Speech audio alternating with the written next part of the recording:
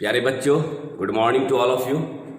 आप सभी बच्चों का हमारे केमिस्ट्री टीचिंग पॉइंट के यूट्यूब चैनल में आपका स्वागत है।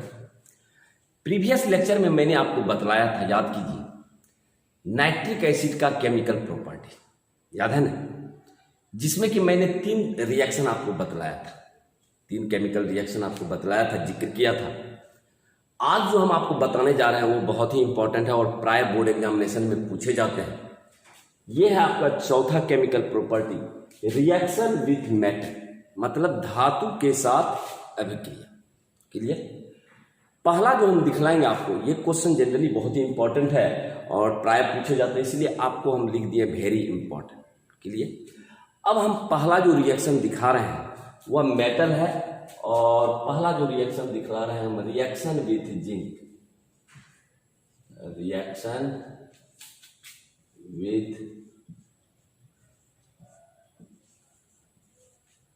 जिंक, जिंक के साथ अभिक्रिया। क्वेश्चन ये थोड़ा सा क्या है, थोड़ा सा आप ध्यान रखिएगा तो कहीं दिक्कत नहीं आएगा। एक्चुअली इसमें थोड़ा सा टिपिकल इसीलिए है क्योंकि पूछ देता है कभी कभी कि जिंक की अभिक्रिया हम डाइल्यूट नाइट्रिक एसिड के साथ कराते हैं, और कभी कभी ऐसा पूछ देता है कि जिंक की अभिक्रिया कंसंट्रेटेड नाइट्रिक एसिड के साथ कराते हैं।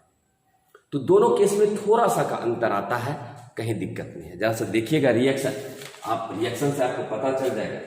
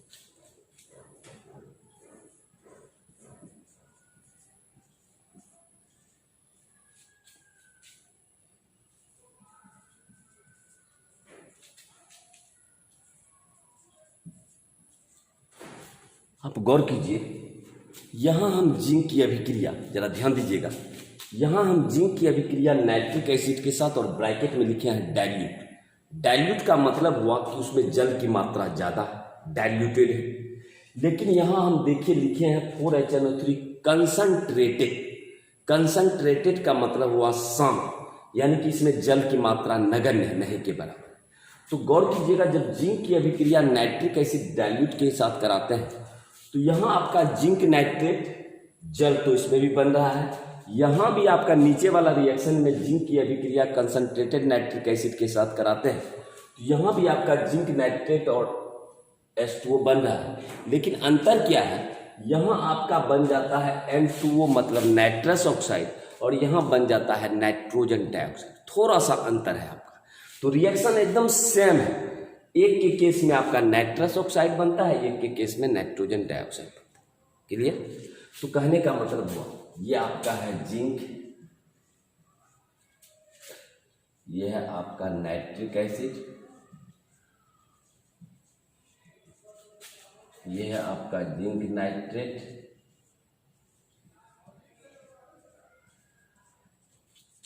ये है आपका वाटर,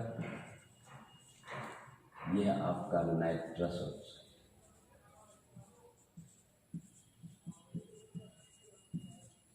क्लियर?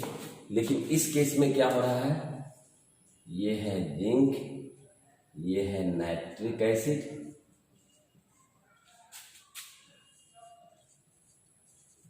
ये है आपका जिंक नाइट्रेट, ये है आपका वाटर, और ये है आपका नाइट्रोजन डाइऑक्साइड।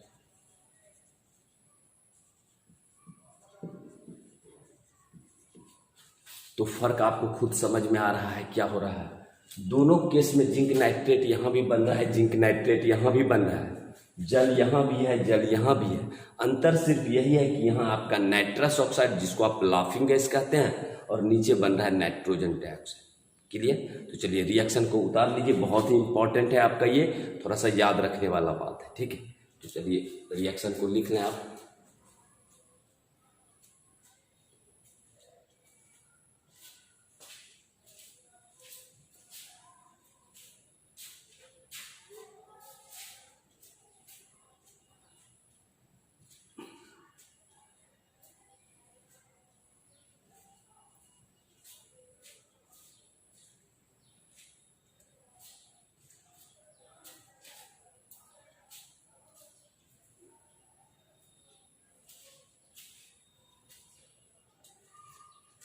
चलिए, तो ये आपका हो गया रिएक्शन विथ जिंक। अब नंबर हम बी की तरफ बढ़ते हैं। इसी में रिएक्शन विथ सी, कॉपर के साथ अभिक्रिया। यहां पर भी हम डाइल्यूट के साथ करेंगे और कंसंट्रेटेड के साथ करेंगे। तो यहां आप जरा सा गौर कीजिएगा।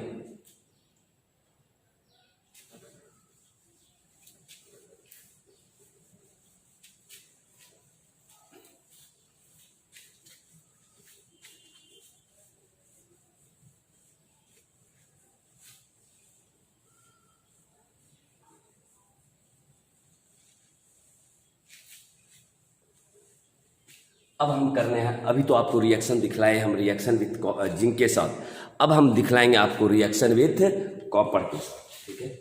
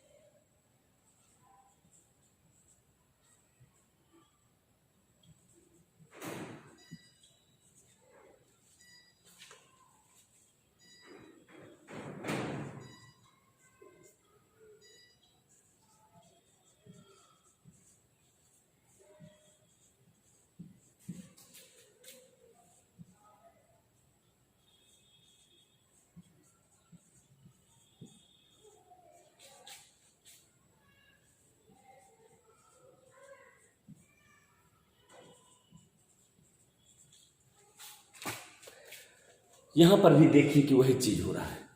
कॉपर की अभिक्रिया हम यहां करा रहे हैं डाइल्यूट नाइट्रिक एसिड के साथ। तो यहां आपका कॉपर नाइट्रेट जल यहां भी बन रहा है। यहां हम कंसंट्रेटेड के साथ करा रहे हैं तो कॉपर नाइट्रेट जल यहां भी बन रहा है। लेकिन अंतर क्या है, यहां आपका बन रहा है नाइट्रिक ऑक्साइड और यहां बन रहा है नाइट्रोजन डाइऑक्साइड, थोड़ा सा का अंतर। तो आपको सिर्फ याद रखना है, तो ये आपका है कॉपर, ये है आपका नाइट्रिक एसिड, ये है कॉपर नाइट्रेट,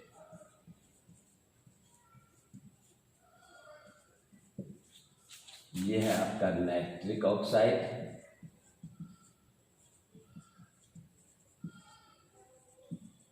ये है आपका जल। उसी प्रकार से यहां आपका है कॉपर, ये है आपका नाइट्रिक एसिड,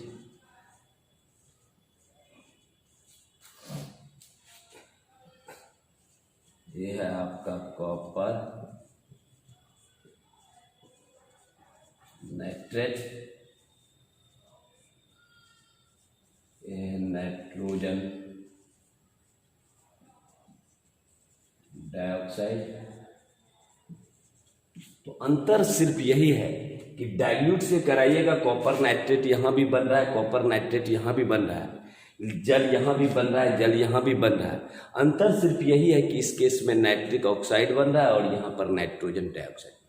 थोड़ा सा आपको दिमाग पर कॉन्शस रखना है, बाकी कहीं दिक्कत, उल्टा रिएक्शन नहीं कर देना, क्योंकि ये आपका बहुत कंफ्यूजिंग है। एक डाइल्यूट है और ये कंसंट्रेटेड, ठीक है। तो जरा सा रिएक्शन को उतार लें आप।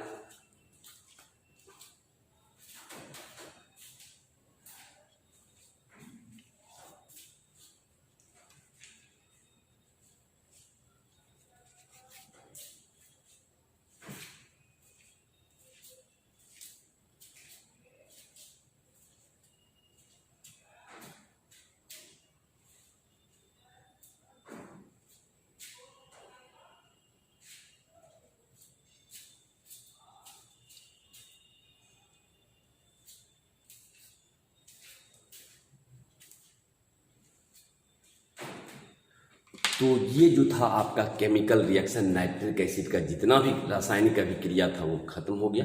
इस रिएक्शन को हम वेरी इंपॉर्टेंट लिख दिए हैं, इस पर जरा सा गौर कीजिएगा, बाकी तो आप देख लीजिएगा, ठीक है।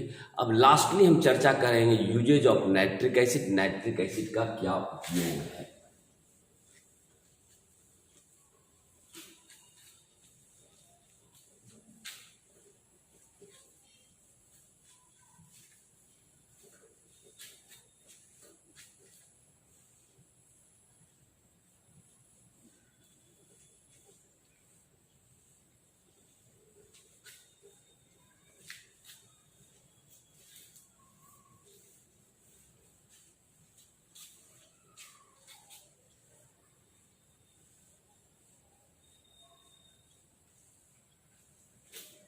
चलिए, अंतिम जो है आपका टॉपिक वो है आपका यूजेज ऑफ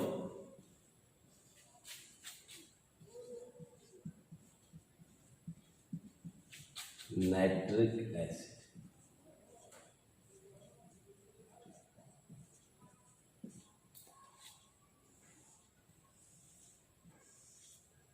HNO3 का उपयोग किन किन क्षेत्रों में यूज होता है।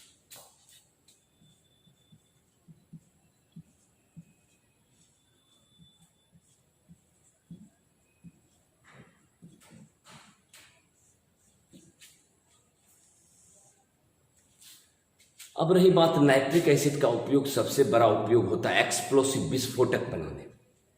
तो कहने का मतलब पहला जो यूज है आप लिखिएगा इन एक्सप्लोसिव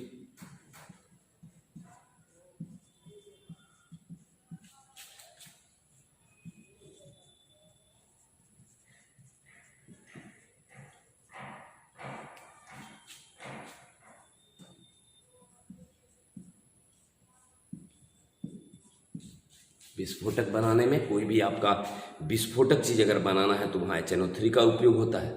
दूसरा है आपका AU और AG, सिल्वर और सोना के निष्कर्षण में। दूसरा है इन एक्सट्रैक्शन ऑफ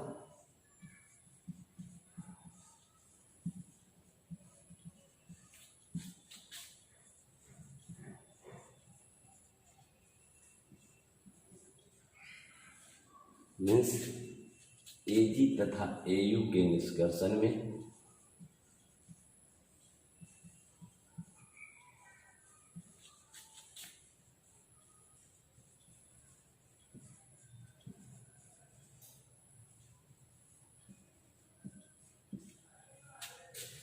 तीसरा, लेबोरेटरी में यह इंपॉर्टेंट रिएजेंट के रूप में यूज होता है, means important reagent in the laboratory.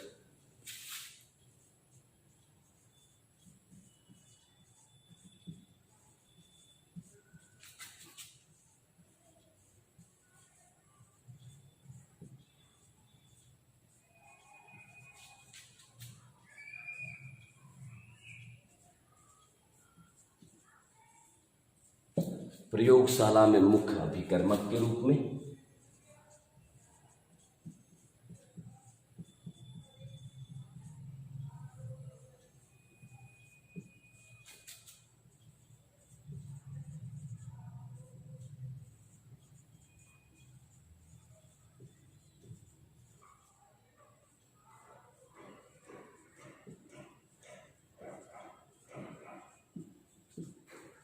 और अंतिम जो है वो है आपका preparation of various inorganic compound, विभिन्न अकार्बनिक यौगिक के निर्माण।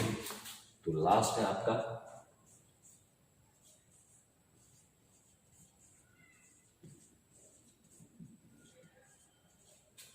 प्रिपरेशन ऑफ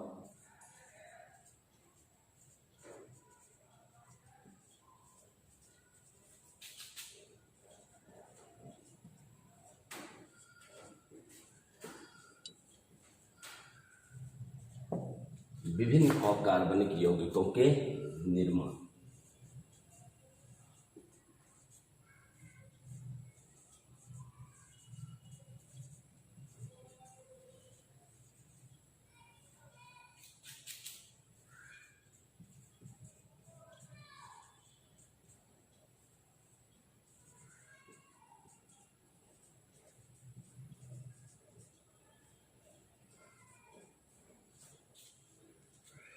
इस तरह से आपका नाइट्रिक एसिड जो है वो आपका टॉपिक खत्म हो गया।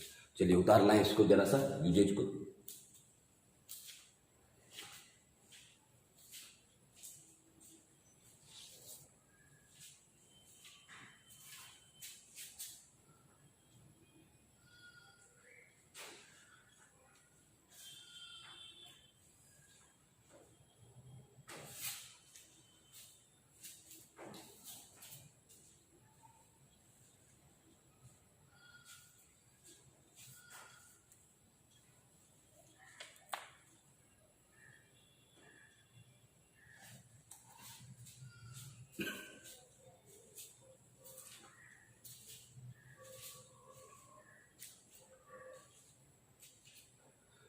तो इस प्रकार से मेरा नाइट्रिक एसिड जो टॉपिक था वो आपका खत्म हो गया।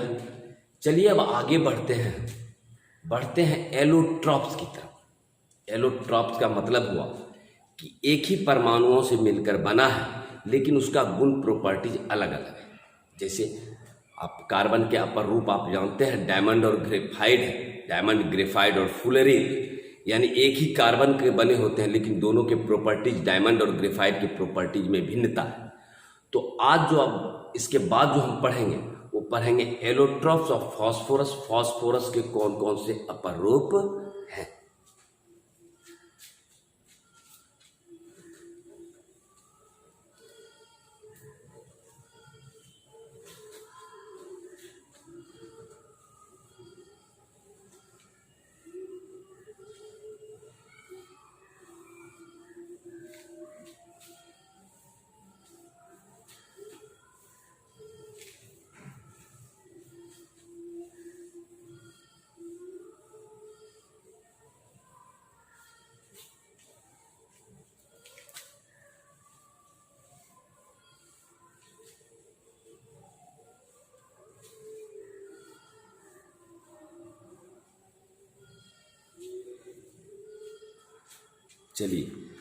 चलिए अब अगला टॉपिक की तरफ बढ़ते हैं, एलोट्रॉप्स ऑफ फास्फोरस।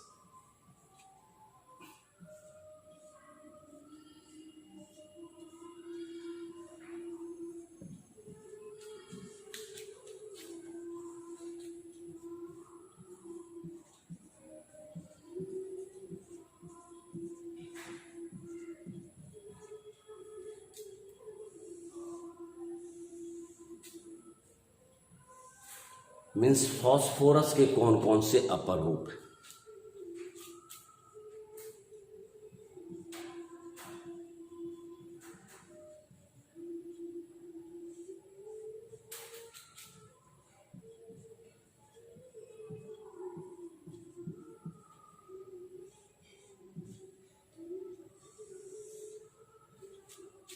अब फास्फोरस के कौन कौन से अपर रूप हैं इसके बारे में जरा सा जिक्र करते हैं, जिन रूपों में ये पाए जाते हैं। तो फास्फोरस के कौन कौन से अपर रूप हैं उसके बारे में तो कहा जाता है कि फास्फोरस जिन रूपों में ये पाए जाते हैं, फास्फोरस के निम्नलिखित अपर रूप होते हैं जिन रूपों में ये पाए जाते हैं। कौन कौन सा फास्फोरस के अपर रूप है? पहला है आपका व्हाइट फास्फोरस,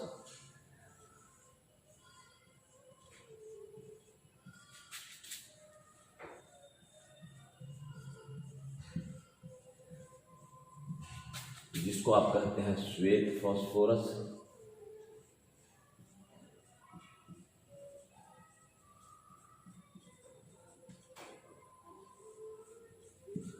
ठीक है। दूसरा है आपका रेड फास्फोरस,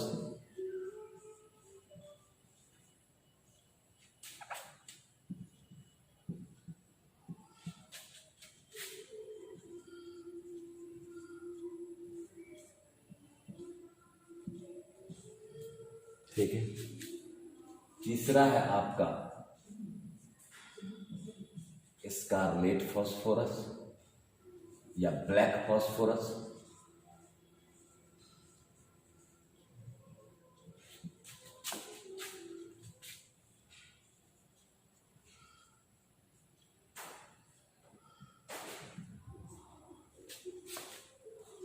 चौथा है आपका स्कारलेट फास्फोरस।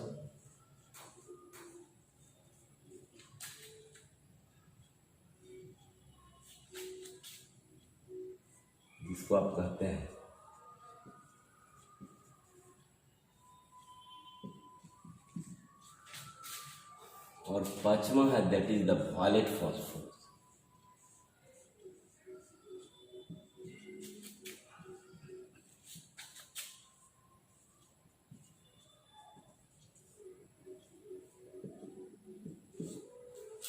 तो यानी ये सब फास्फोरस के अपर रूप हैं जिन रूपों में ये पाए जाते हैं।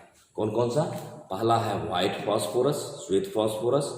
दूसरा है रेड फास्फोरस, लाल फास्फोरस। Black phosphorus. चौथा स्कारलेट मीन सिंदूरी फास्फोरस। और पांचवा है आपका वॉयलेट या बैगनी फास्फोरस। क्लियर? तो फास्फोरस के ये अपर रूप है जिन रूपों में ये पाए जाते हैं। तो चलिए इसको लिख लें आप।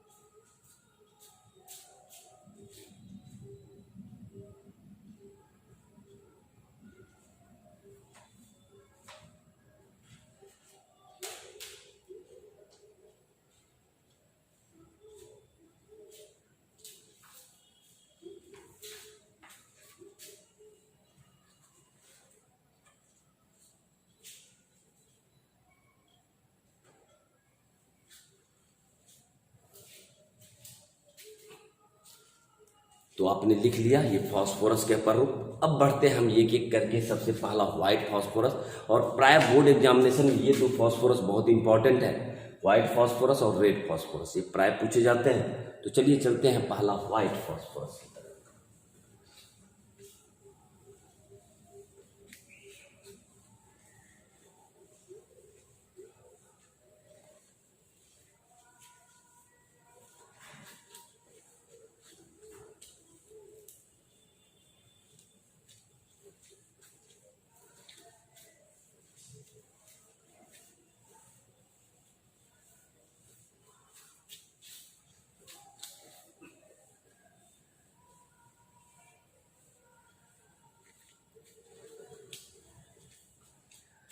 चलिए चलते हैं हम पहले व्हाइट फास्फोरस के।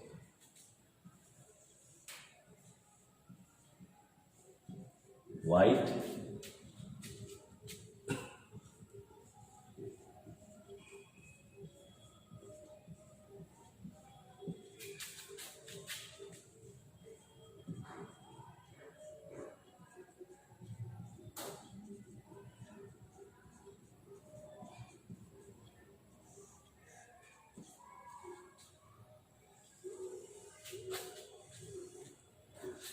चलिए श्वेत फास्फोरस का कुछ जो है अभिलाक्षणिक गुण देखते हैं। कौन कौन सा इसका अभिलाक्षणिक गुण है, मेन कैरेक्टरिस्टिक्स, क्योंकि एग्जाम में प्राय आपका व्हाइट फास्फोरस के बारे में पूछा जाता है।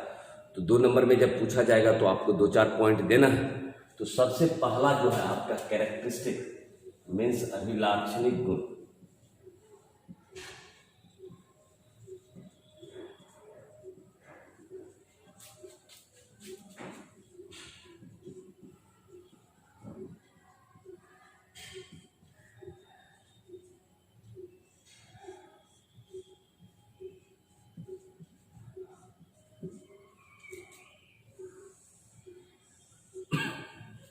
चलिए पहला अभिलाक्षणिक गुण ये है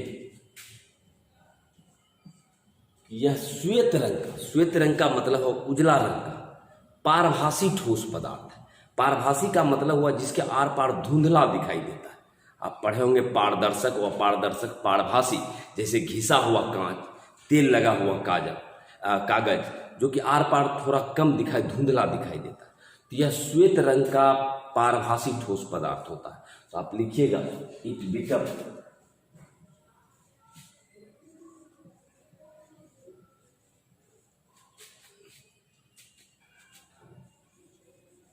white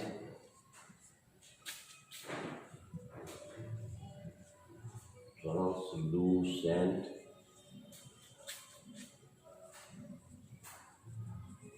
solid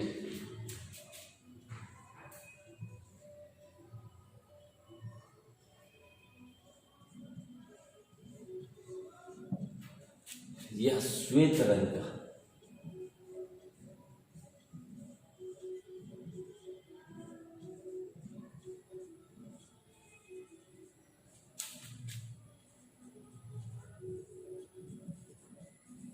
पारभासी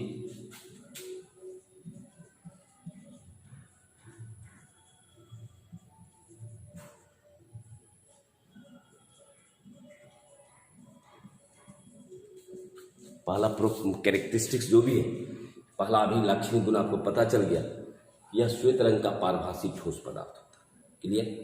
दूसरा बात है, इसकी गंध लहसुन के समान होती है, गार्लिक जिसको आप कहते हैं, सूंघेगा तो आपका लहसुन का गंध है। तो दूसरा प्रॉपर्टी है, इट्स ऑर्डर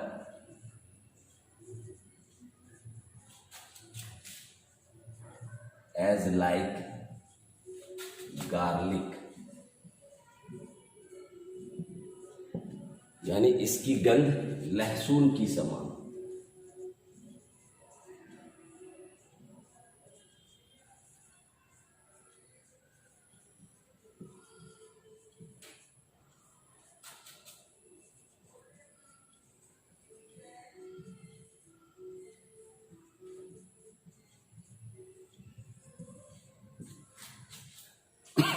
दूसरा प्रॉपर्टी, पहला तो हुआ कि श्वेत रंग का ट्रांसलूसेंट पदार्थ यानी पारभासी ठोस पदार्थ है। दूसरा प्रॉपर्टी है कि इसकी गंध जो है वो लहसुन के समान। और याद रखिएगा ये बहुत ज़्यादा क्रियाशील होता है, मोर रिएक्टिव। तो लिखिएगा इट बिकम्स मोर रिएक्टिव।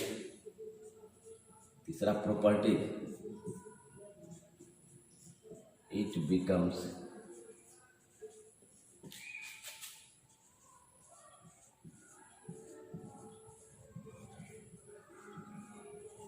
मतलब यह बहुत अधिक क्रियाशील होता है।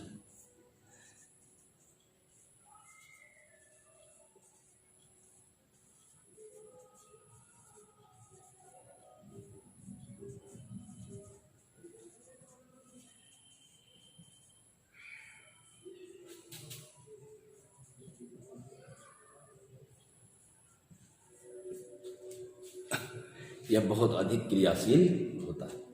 क्लियर। तो ये आपका और भी बहुत सारा प्रॉपर्टी है, इसको पहले आप उतार लें, उसके बाद और आगे बढ़ते हैं।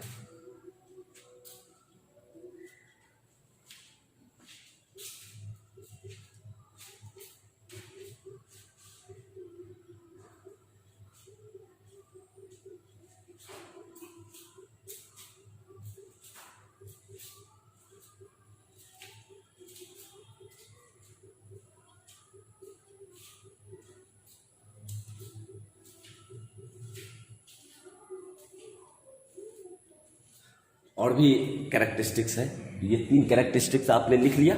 चलिए आगे बढ़ते हैं चौथा के साथ।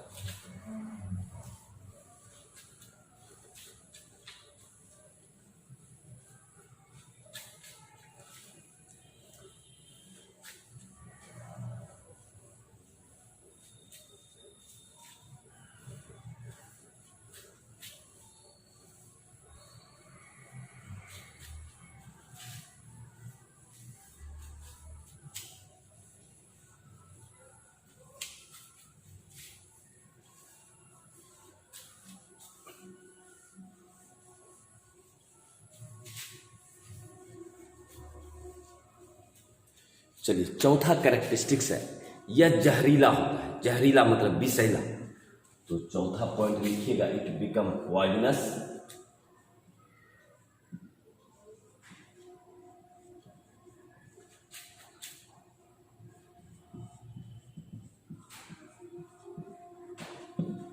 यह विषैला होता है।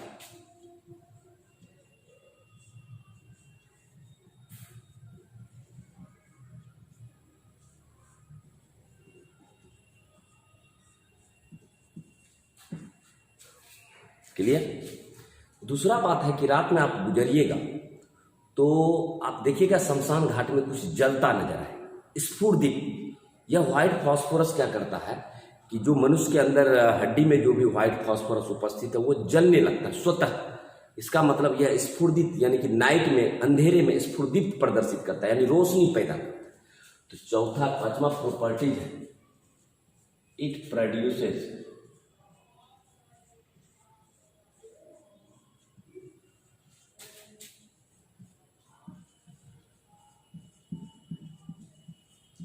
फ्लोरोसेंस at यह अंधेरे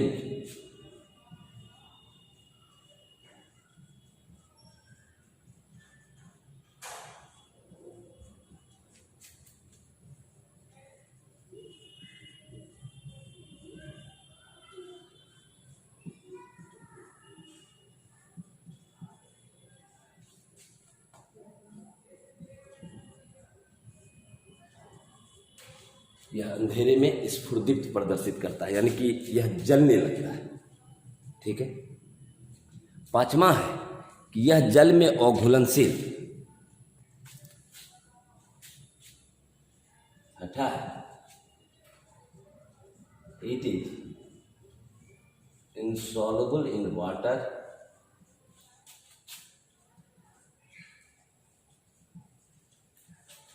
but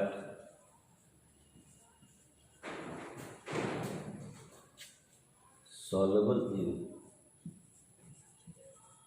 CS2। CS2 का मतलब हुआ कार्बन डाइसल्फाइड।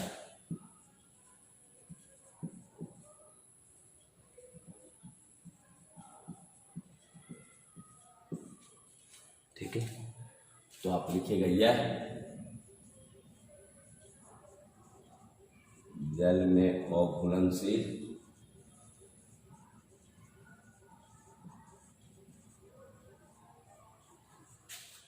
किंतु CS2 में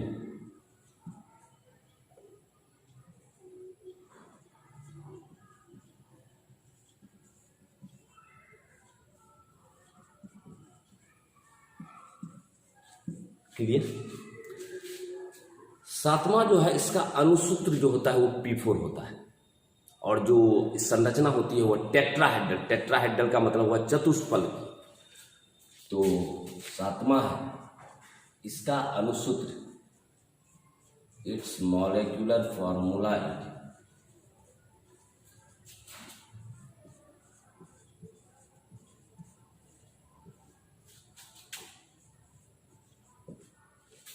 इसका अणुसूत्र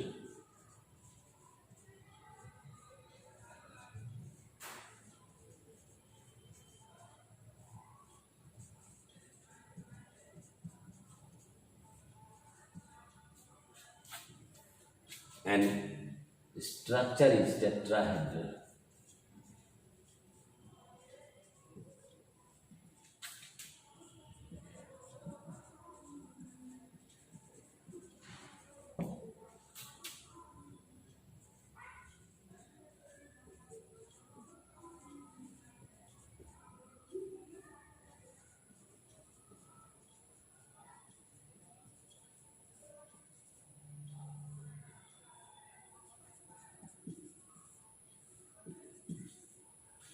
तो ये था आपका कैरेक्टरिस्टिक्स व्हाइट फॉस्फोरस का, जितना भी हम लिखा है।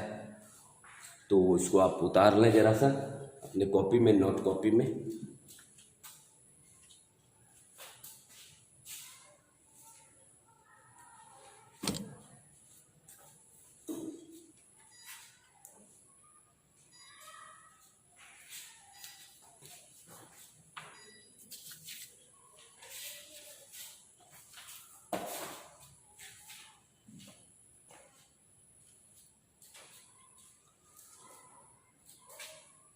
लिख लिए, और इसका यहां आप संरचना बना लें।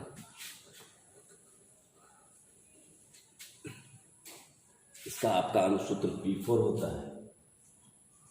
P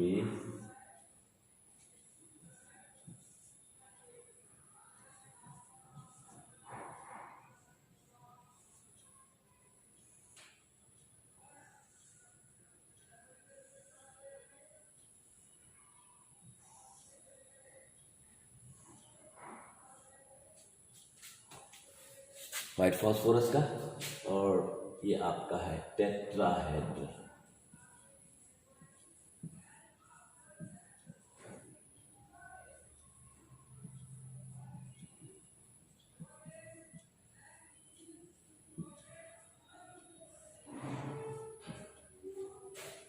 इस तरह से आपका व्हाइट फॉस्फोरस का जो भी कैरेक्टरिस्टिक्स था वो आपका खत्म हो गया। ठीक है। चलिए अगले लेक्चर में हम बतलाएंगे आपको रेड फास्फोरस के बारे में। आज की मुलाकात यहीं तक रहने